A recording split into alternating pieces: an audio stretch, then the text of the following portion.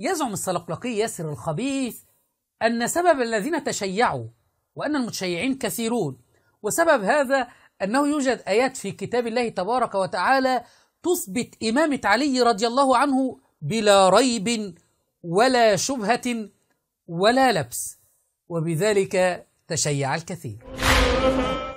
ممن كانوا ينتمون إلى هذه الفرقة المبتدعة، الفرقة البكرية، وتشيعوا، يكتشفون أنه كتاب الله تبارك وتعالى ناطق بإمامة علي بن أبي طالب عليه السلام بلا ريب ولا شبهة ولا لبس.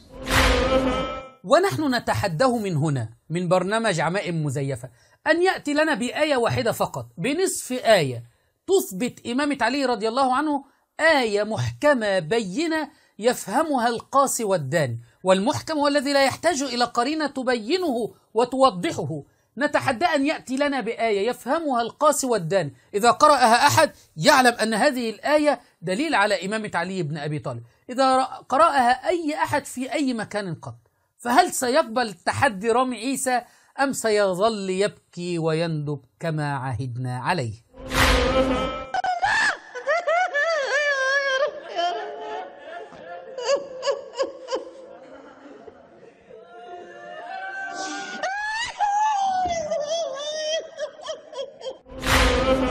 هل سيقبل التحدي؟ عمائم مزيفة.